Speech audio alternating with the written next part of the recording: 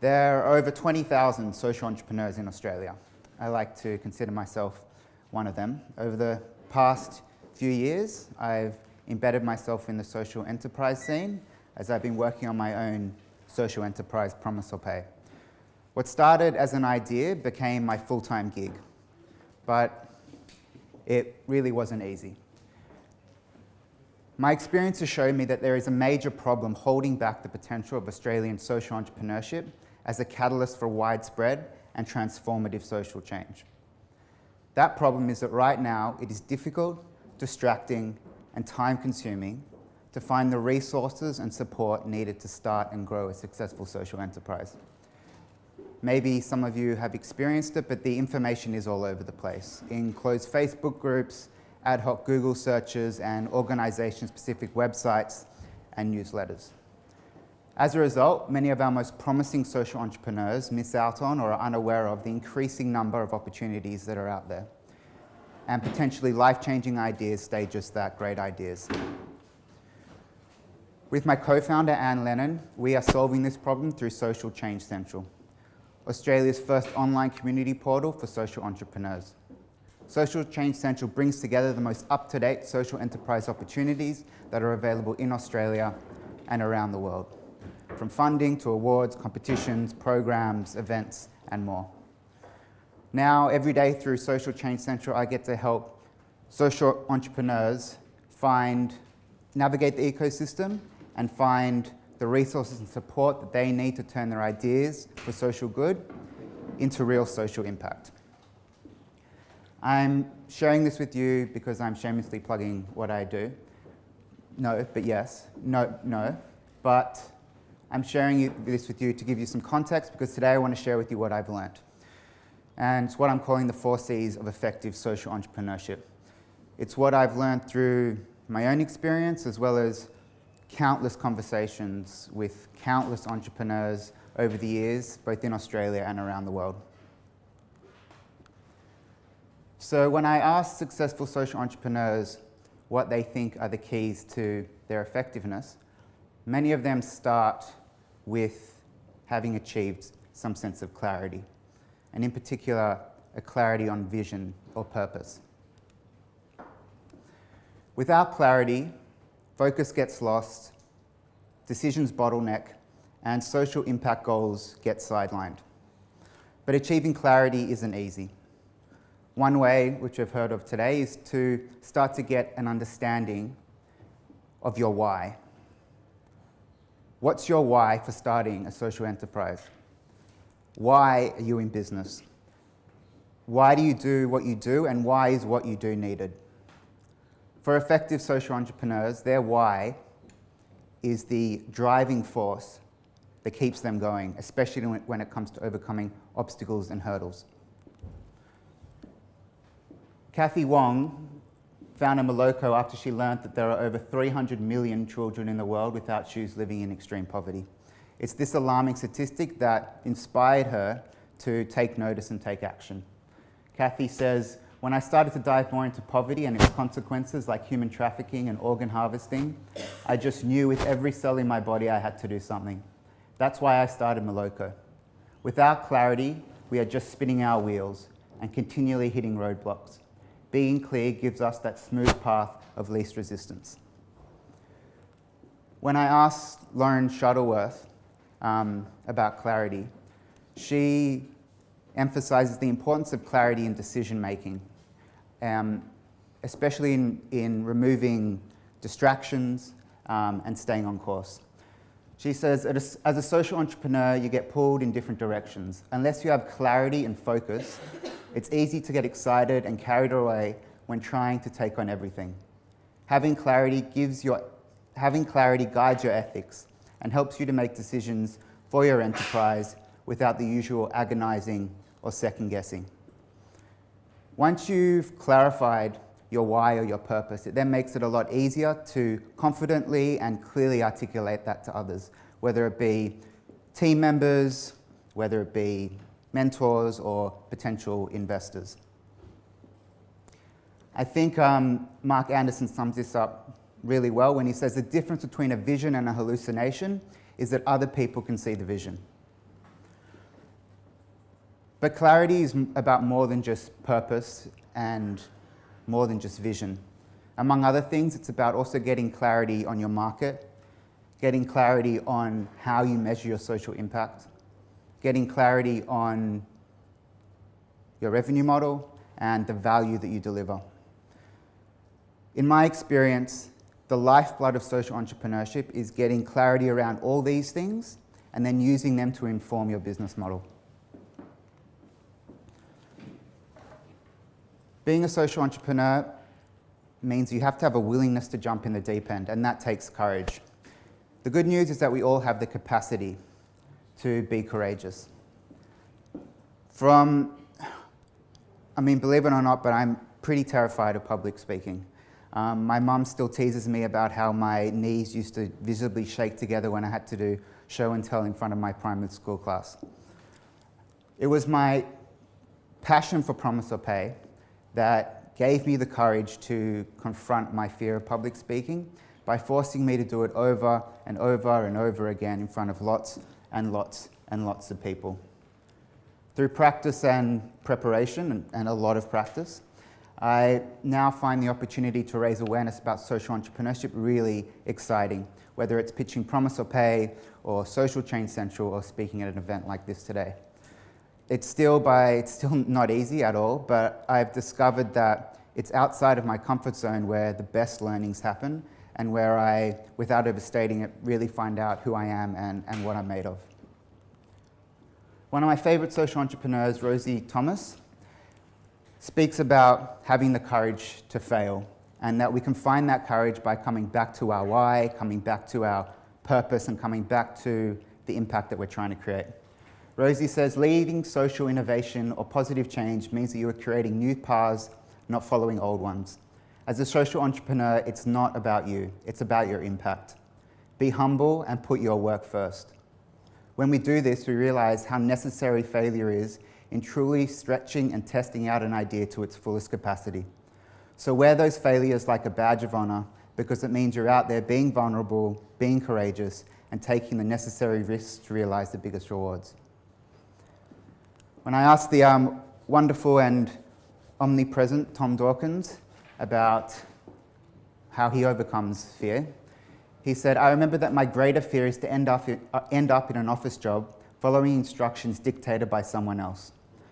And besides, I kind of accept failure as part of the game. I've never regretted trying anything ambitious so long as I've learned something along the way and hopefully had fun. Nothing is ever really a failure. To get to pursue your dream is a privilege, so you're already winning." Like Rosie and Tom, I don't think courage is about being fearless. I think the true courage is about proceeding and taking action despite feeling afraid and scared. I believe that courage is a choice, and because it's a choice, it's available to all of us. Ultimately, we're each responsible for our own future, and I think a big part of that, how that future looks, especially as a social entrepreneur, depends on whether or not we are willing to choose to be courageous when it comes to doing things that make us feel uncomfortable. Counsel. Nobody succeeds in a silo. If I've learned anything from my social entrepreneurial journey, it's that the partners that we choose can make or break a venture, be it a life partner, a team member, a mentor, an investor, or just an advisor. So the third of the 3 C's is counsel. The explosion in social entrepreneurship has seen a resurgence in the mentor-mentee relationship, but mentorship has been around for centuries as a way of passing on knowledge and skills. Socrates had Plato, Michael Ross has Harvey Specter, and Robin has Batman.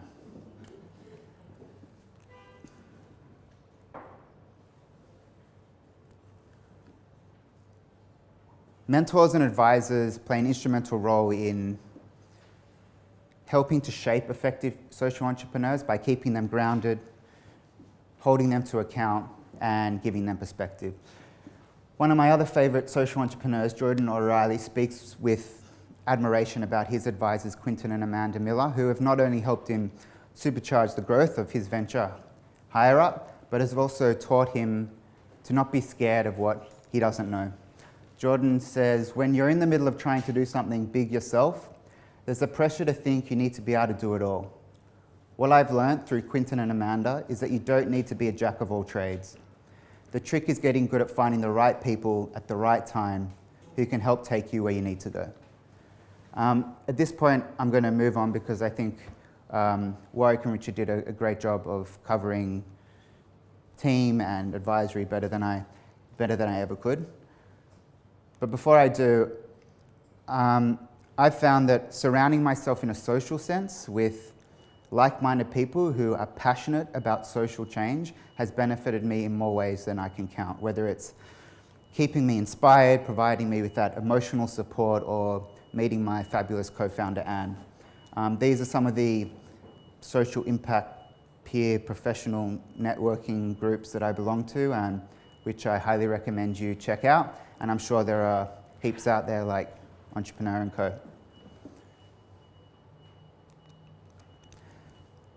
I think as social entrepreneurs, there's a tendency to assume that our grit and our hard work is enough to drive the success of our enterprises.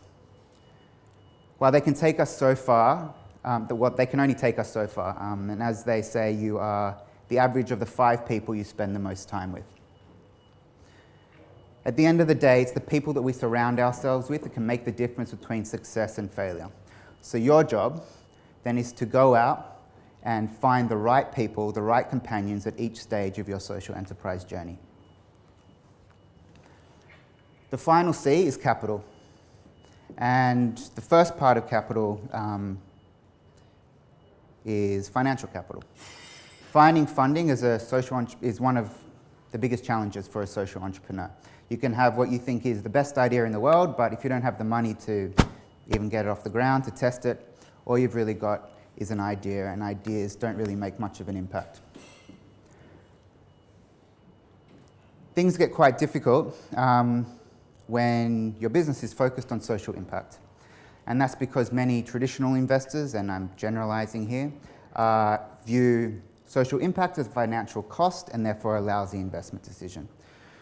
In addition to this, and to make things even more difficult, many for-profit social enterprises are ineligible for funding from a lot of grant makers, trusts, and philanthropic foundations because they're limited to funding organizations that have charitable status.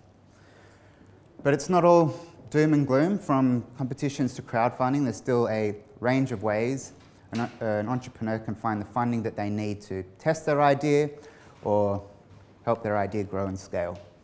Here I've just listed some of them. And I just realized this morning that I left off probably a really, really important one. Anyone want to guess what I thought?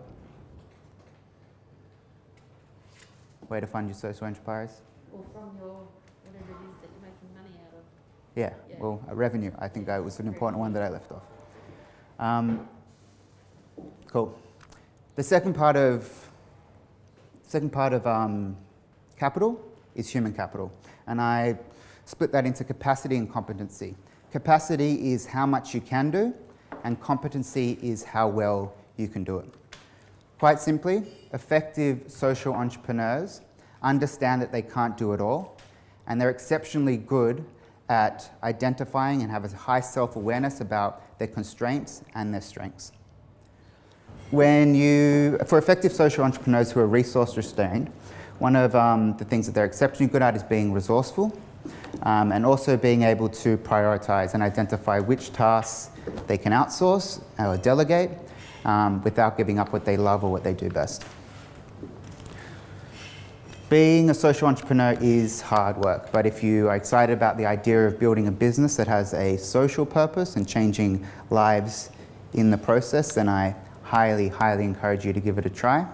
And if you're doing it at the moment, keep going. Just make sure at the very least you have the clarity to keep focused and make the right decision, the courage to risk failing, the counsel to point you in the right direction, and the capital to experiment and grow. Thanks.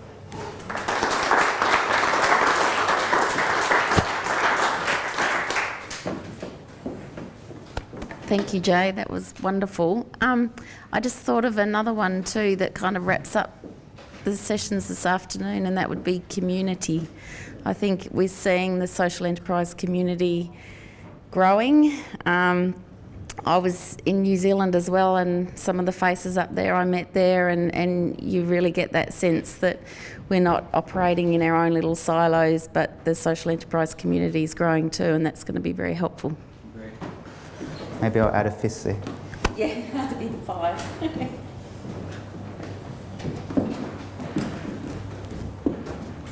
Thanks, Jay. Plato and Socrates, Batman and Robin were in very similar fields, and so their mentoring was had direct relation to what they were doing. Mm-hmm. The nature of social entrepreneurship often means it's quite unique. Mm-hmm. How much weight do you give advice from people that are not working in the same field as you, that are wanting to apply their principles to what you're doing? I think that question goes also to how do you apply it to people working in the field as well.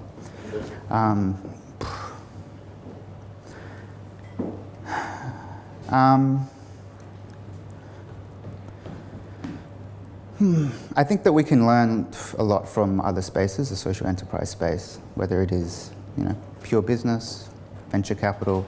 I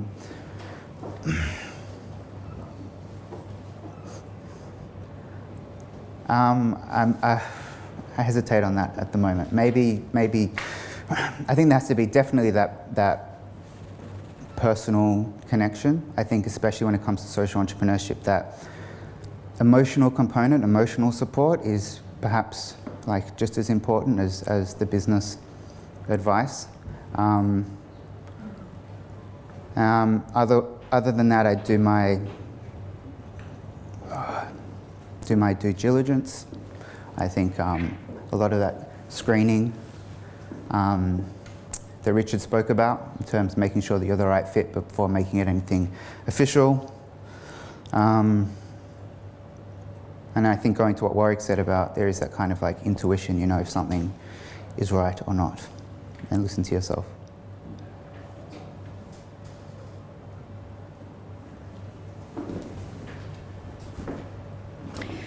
Thanks, Jay. That was great. I'm not sure whether my old ears didn't hear correctly, or whether I was getting some phenomenally good young wisdom. The words that I think that I heard was, if you don't have a mentor under 30, there was some sort of negative to that. So I'm an older woman, mm-hmm. and am a mentor as well, and I'm quite intrigued. I think it would be great for me to have some under 30 mentors. Would you like to elaborate on that? Yeah. Warwick said that, but I'll take it. Oh, good. And I think he was quoting Jan Owen from the Foundation for Young Australians, and that would be my first protocol. Get in touch with Jan and check out the Foundation for Young Australians. That would be my go-to. Yes, please. I can probably just add to that. The largest consumer group in the world right now is Gen Z. So they're the next kids in the block, other than millennials. Millennials are 50% of the workforce in 3 years. They're 75% of the workforce in 8 years. So if that's our productivity engine that's driving these organisations to perform, and these are our next consumers and customers, then we need to understand how they think and how they work. And we've got one online, Julia, is that right? We've got a question from Ash, who asks, I know of people who are involved in multiple social projects. What do you think about this? Do you think you should focus on one, or do you think there are benefits from being involved in more than one? I'm not the right person to ask about that, because I have multiple stuff going on and I don't think I balance it very well.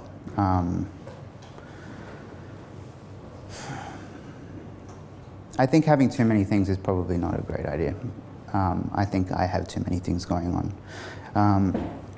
and it just creates a whole bunch of stress. yeah, I'd keep more focused one or two things. Definitely, which I'm assuming a lot of people are running their social enterprise on the side and doing multiple things on the side, doesn't really make sense when you only got so much time. Jay, what's the thing that you're most proud of achieving through Social Central so far? Social Change Central, sorry. I think it's what I'm most proud of. I think it's just the model is basically a membership model. So on the one hand, very proud that, and you can search for the opportunities that we upload. On the one hand, it's people have contacted us. I don't think I probably shouldn't mention names, but contacted us and they've found opportunities that have led to tens of fifties of thousands of dollars in funding that they probably wouldn't have been aware of otherwise, which is kind of the whole point of setting up Social Change Central. I found with Promise or Pay, I was spending so much time searching for these opportunities, it was just taking me away from actually building the business.